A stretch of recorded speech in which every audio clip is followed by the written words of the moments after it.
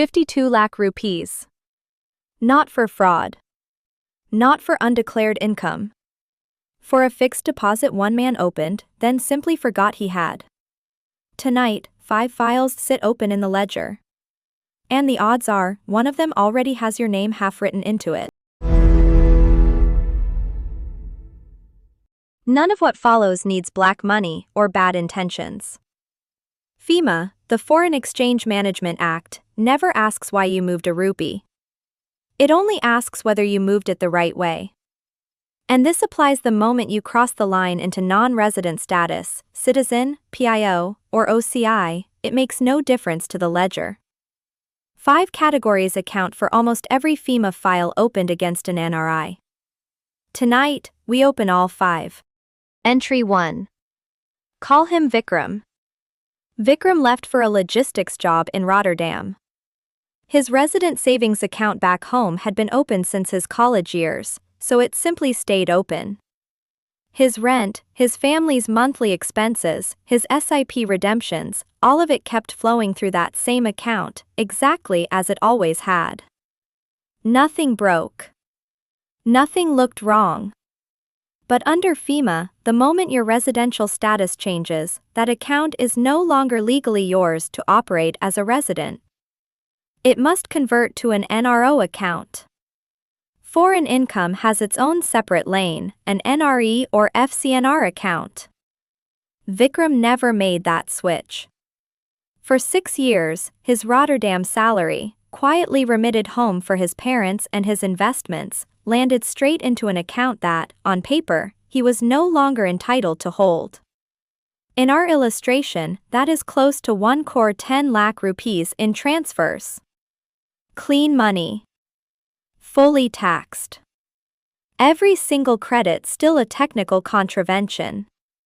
When it surfaced, during a routine loan application, of all things, the adjudicating authority's illustrative penalty came to 60,000 rupees. Small, compared to what came next. A portion of that account, nearly 30 lakhs, lost its repatriation eligibility. Money he had every right to, frozen in place by a filing he never made. This is, without real competition, the single most common entry in this ledger. Not because people are careless, but because nothing about daily banking demands attention to it. The statement looks identical. The mobile app looks identical. No teller stops you, no notification appears. The only place this contravention exists is on paper, and paper, unlike a bank balance, doesn't remind you it's there. The correction is a single conversation with your bank. The day your status changes, convert the account, route foreign income through NRI or FCNR. Keep the NRO account strictly for what it's meant for, rent, dividends, Indian-sourced income. One conversion, done on time, closes this file before it ever opens. Entry 2. It rarely begins as a crime. It begins as a favor. Someone offers a better exchange rate than the bank, faster delivery, no paperwork. The amount feels small enough not to matter. FEMA disagrees. It does not weigh the amount, it weighs the channel. Any transfer routed outside an authorized banking channel, informal networks, unlicensed couriers, cash-for-cash arrangements, is a contravention the instant it happens. It does not matter that the money was earned legally abroad. It does not matter that it was meant for a parent's medical bill. The channel, not the intent, is what the ledger records. In our illustration, a remitter used an unlicensed courier for 4 years running, roughly 5 lakh rupees a year, 20 lakh in total, all of it otherwise legitimate income.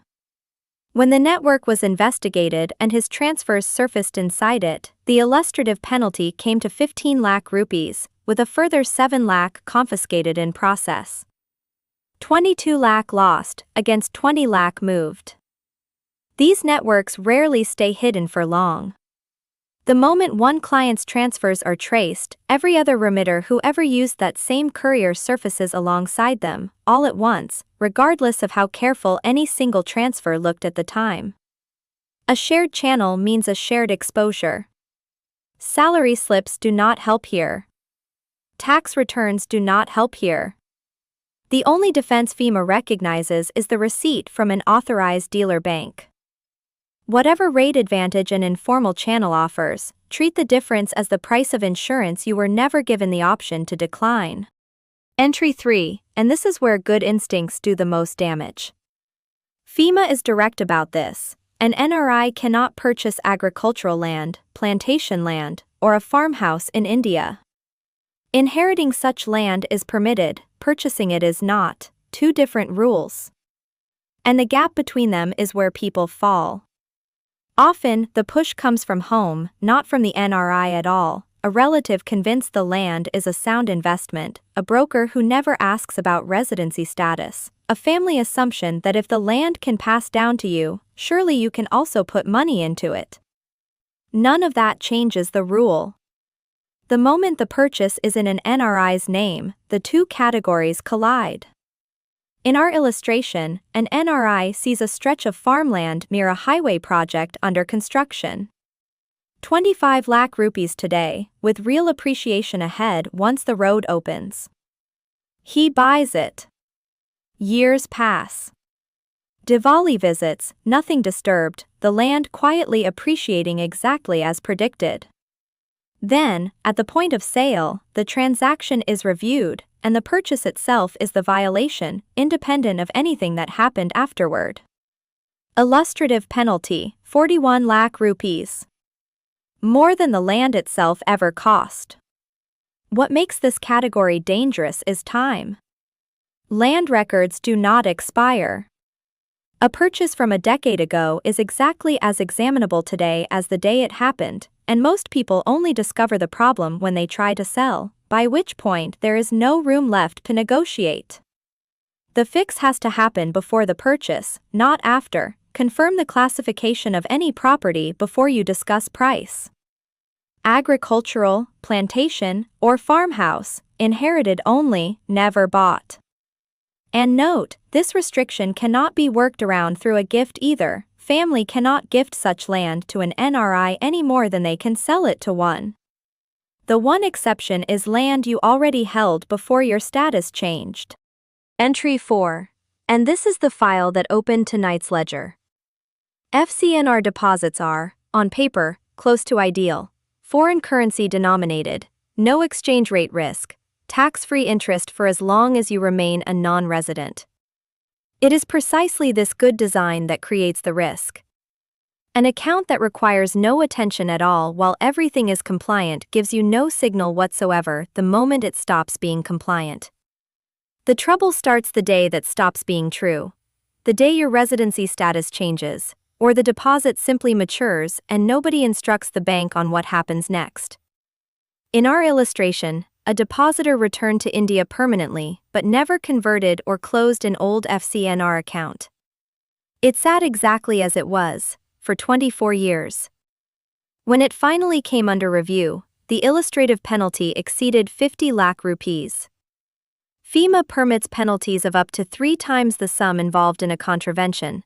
In practice, adjudicating authorities rarely reach that ceiling, but every additional year a violation continues adds to what's on the table. Time does not soften this file. It compounds it. Treat every FCNR account as a standing commitment, not a deposit you open once and forget. The moment your residency status changes, in either direction, review it. One conversation with your bank a year is the entire fix. Entry 5, and it is less a mistake than a belief, the belief that enough time makes a problem disappear. Under FEMA, contravention proceedings carry no fixed limitation period, the way many other legal claims do. A structuring error from 15 years ago remains, in principle, exactly as examinable as one from last month. That is precisely why voluntary compounding exists, the legal process of disclosing a past contravention yourself, paying a defined compounding fee set by the authority, and closing the file permanently, entirely on your own initiative, before anyone comes looking. The process itself is administrative, not adversarial, a disclosure, a calculation, a fee, a formal closure order. Compare that to what happens when the same file is found rather than disclosed: an inquiry, a show cause notice, and a penalty set with no credit given for having come forward first. Nearly every costly file in this ledger did not begin as a large violation. It began small, was never corrected, and was left to sit. The fix is simply this: if you suspect something in your own history isn't clean, address it now, voluntarily. It is consistently the cheaper path, and the only one you control the timing of. 5 files, none of them opened by fraud. All 5 opened by structure left unattended: the wrong account, the wrong channel, the wrong land, the wrong deposit, the wrong assumption about time. Correct the structure, and 4 of these 5 files close themselves before they're ever opened. The 5th, take control of the timeline yourself. This has been general information for awareness, not investment or tax advice. For anything specific to your own accounts, sit down with a FEMA-aware professional before you act. If one of these 5 entries sounded familiar, that's exactly why this ledger exists. Which entry hit closest to home? Tell me in the comments, I read every one. And if this saved you from becoming entry 6, send it to the NRI in your life who needs to see it before the ledger finds them first.